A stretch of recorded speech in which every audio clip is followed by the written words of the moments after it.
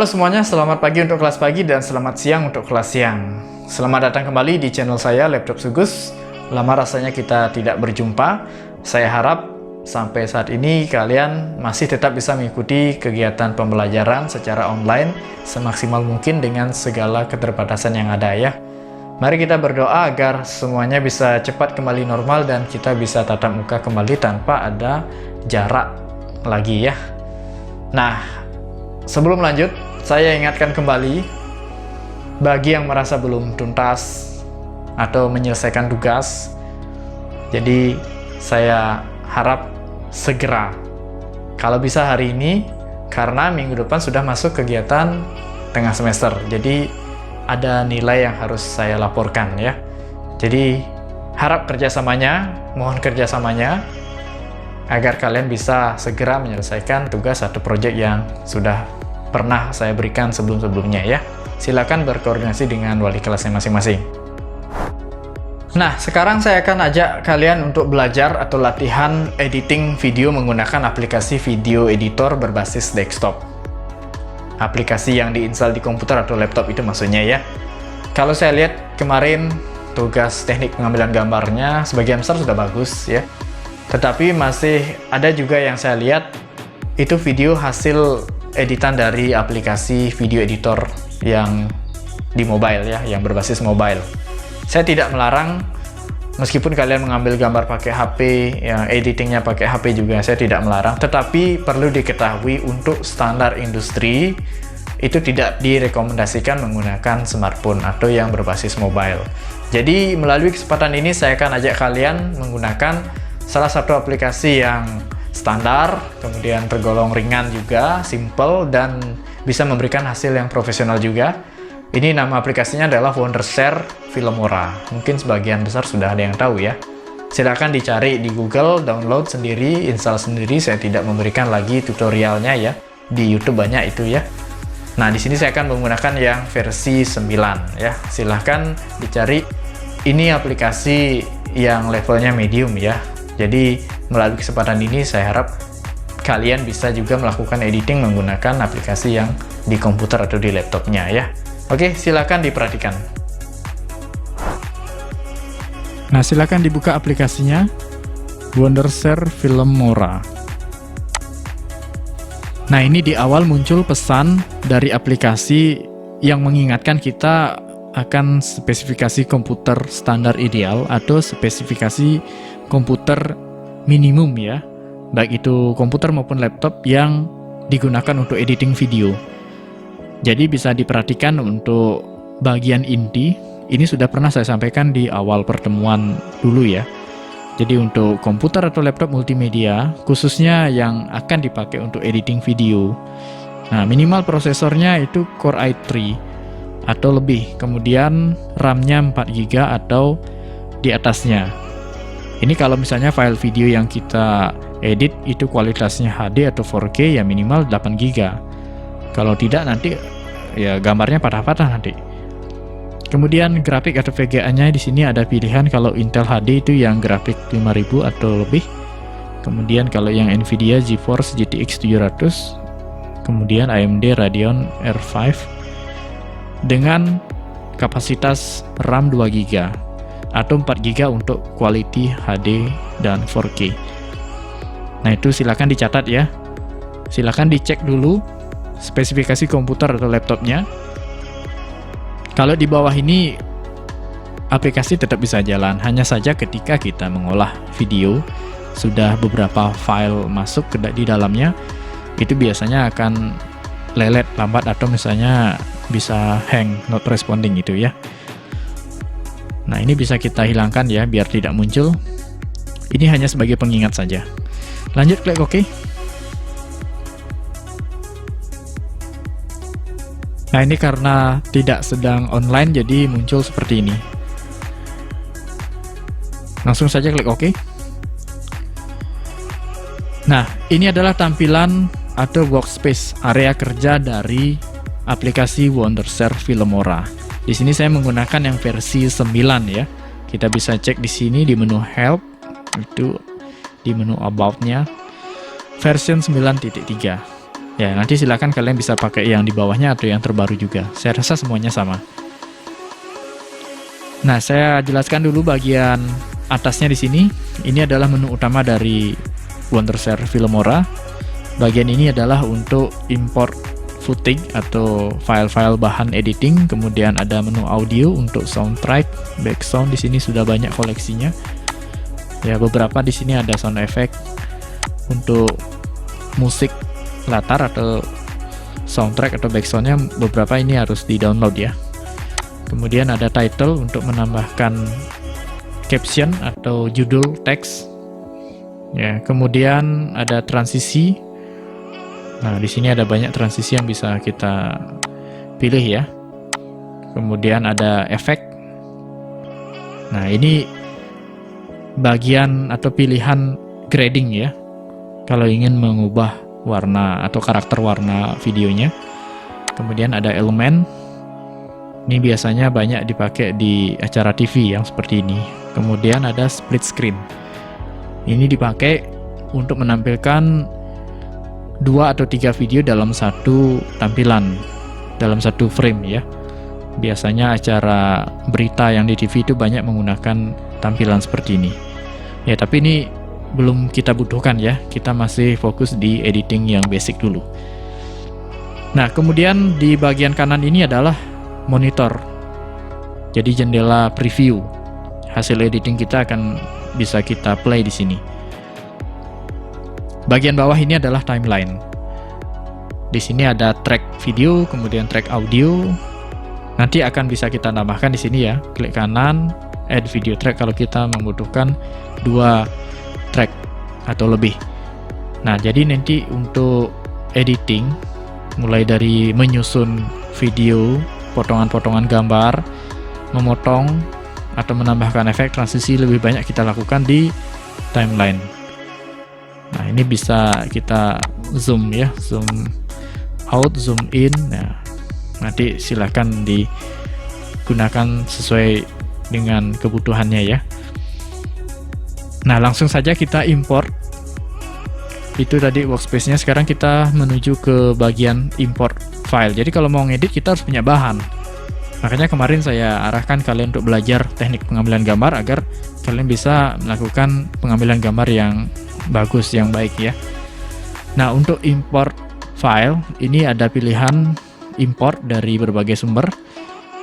Bisa juga Ctrl I atau klik di area ini yang ada tanda tangan ini. Nah, klik, nanti akan muncul jendela Explore seperti ini. Nah, saya akan ambil salah satu file project saya dulu. Nah, misalnya ini ya. Nanti file apa saja yang bisa masuk, kita bisa cek di sini. Ya, file all support file ya. Umumnya MP4, kemudian ada FLV, AVI, kemudian ada 3GP, MOV. Untuk audio itu ada MP3, WAV ya, AAC. Untuk gambar itu ada JPEG, PNG dan lain sebagainya. Ya, simpelnya kalau tidak muncul, tidak mau diimport, berarti filenya bermasalah atau tidak disupport. Nah, silakan klik salah satu, misalnya ini, lalu klik open. Nah, ini file bahan atau footage. Ini bisa kita drag juga. Ini sudah masuk satu. Bisa juga kita drag ya, namanya drag and drop. Nah, jadi misalnya kita pilih di sini file ini, tinggal kita tarik, seret, bawa ke aplikasinya seperti itu. Ya, tergantung nanti berapa yang mau kita masukkan. Kalau mau banyak ya, silakan langsung di blok seperti itu. Nah, seperti itu misalnya ya. Tinggal diseret seperti itu. Oke, ini file bahan hasil shoot dari kamera ya. Nah, selain import, di sini ada pilihan record juga. Apa yang bisa direcord? Nah, misalnya dari webcam merekam diri kita sendiri, bisa juga kalau punya webcam. Record PC screen seperti yang saya lakukan ini, membuat video tutorial. Kemudian record suara atau voice over. Ya, oke, itu untuk memasukkan bahan atau footage untuk editing. Kita bisa preview di sini. Biasanya setelah kita mengambil gambar, tentu ada proses sortir file ya, pemilihan file yang mana yang layak untuk diedit, yang mana yang tidak dipakai. Biasanya itu bagian dari pekerjaan awal seorang editor sebelum masuk ke aplikasi editor. Jadi dicek dulu dari file kameranya. Biasanya ada catatan file shoot yang keberapa yang layak. Nah, di sini anggap saja sudah terpilih ya. Nah, kita bisa preview dulu di sini sebelum masuk ke timeline. Nah, double klik di sini. Nah, nanti kelihatan di sini. Nah, ini stop ya, play ya, pause. Di sini kita bisa mengatur kualitas ya, klik kanan. Nah, di sini ada playback quality. Di sini settingnya full. Biasanya kalau full di sini memakan kinerja yang berat ya, kinerja VGA, RAM itu. Saya akan atur di sini setengah. Ya, biasanya kualitasnya agak turun ya. Atau bisa juga di sini seperempat. Ya, nah itu gambarnya kotak-kotak. Ya, ini salah satu cara untuk meringankan beban kinerja komputer atau laptop kita. Kalau spesifikasinya tinggi tidak masalah sih ya. Nah, itu untuk preview. Lalu bagaimana caranya biar masuk ke timeline ya? Kita langsung drag saja ya. Atau bisa klik tanda plus di sini. Add to project. Nah, di sini akan ada pengaturan project setting ya. Penyesuaian istilahnya. Di sini ada Matte to Media 1280x720. Nah, setting di aplikasi editornya ini adalah Full HD 1920x1080. Sedangkan rekaman aslinya itu ada di 1280x720 dengan 60 fps. Nah, kita bisa memilih salah satu ya. Kalau ingin tetap dengan kualitas seperti ini 60 fps, kita pilih yang 1280x720.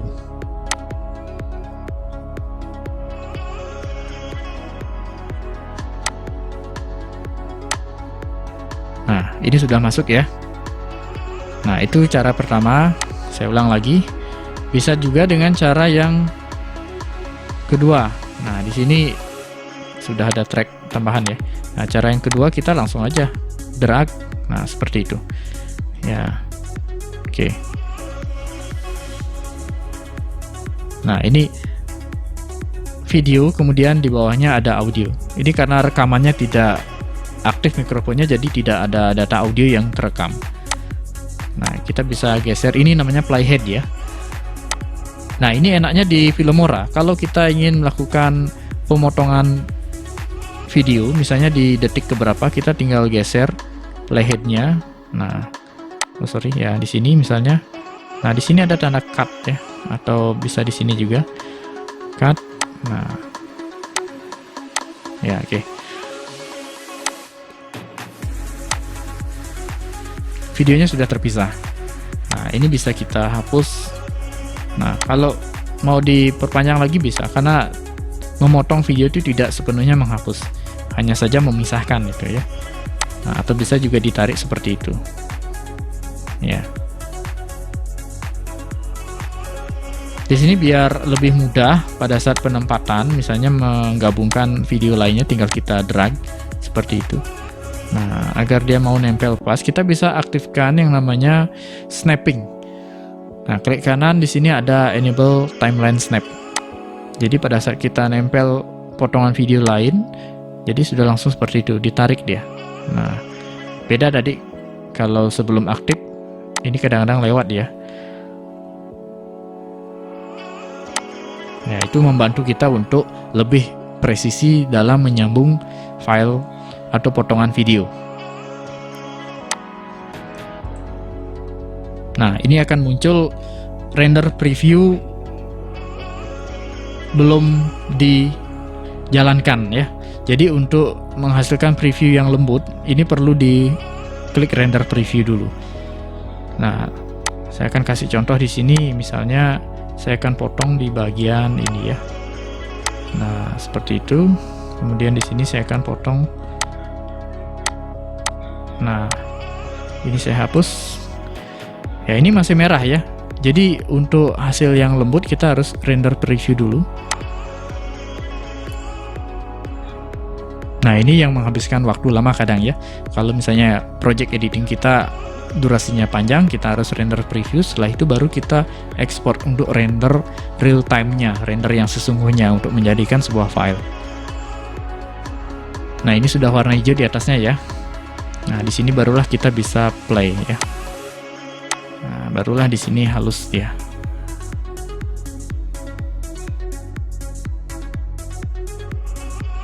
Ya, itu untuk menyambung, kemudian memotong, menyambung lagi ya beberapa footage atau file-file video. Nanti silahkan disesuaikan dengan konsep masing-masing ya. Biasanya di bagian ini yang lama, bagian mana yang dipotong di detik keberapa, kita harus menonton ya berulang-ulang itu ya. Itu yang bikin lama untuk editing video. Tapi kalau sudah punya konsep ya, kalian bisa mengerjakan dengan cepat ya. Nah, untuk sinematik biasanya itu identik dengan durasi atau speed durasi yang lambat ya. Nah, ini spesifikasi file videonya ada di 60 fps ya. Jadi kalau mau dibuat slow motion, pada saat merekam gambar di kamera itu harus disetting itu 60 fps minimal ya, 60 fps. Saya sudah pernah sampaikan di pengenalan kamera sebelumnya. Jadi untuk mengatur bagian ini agar terlihat lambat ya, kalian bisa klik kanan, diatur speed durasinya.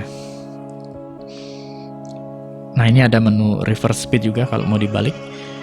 Ya, speednya bisa diatur di sini ya. Nah, ini pengurangan misalnya berapa, 50% ya. Nah, oke. Nah, slownya 50% itu artinya di sini. Ya, kita bisa atur juga di sini ya. Nah, oke.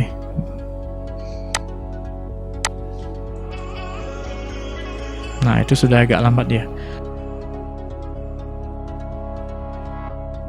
Kalau nanti rekamannya di bawah 60 fps itu biasanya akan patah-patah. Ya, agak kasar ya, slow motionnya agak kasar. Nanti kalian bisa buktikan sendiri ya. Nah, ini karena 60 fps jadi saya perlambat 50%. Ini ibaratnya rekaman ada di 30 fps. Ya, seperti itulah ya. Nah, nanti silakan di eksplorasi dulu ya, silakan dieksplorasi seberapa ideal slow motionnya itu ya. Nah, itu tadi pengenalan awal aplikasi Wondershare Filmora, mulai dari workspace, kemudian cara import file, lalu editing pada bagian timeline. Nanti silahkan bagi yang sudah install, pelajari lebih jauh lagi, buat video untuk bahan editing, kemudian masuk ke aplikasi untuk editingnya. Nah, bagi yang belum ada aplikasinya, silahkan di-download dulu, di-install. Untuk bagian yang lain, saya akan jelaskan pada video berikutnya. Oke, tetap di channel saya dan terima kasih.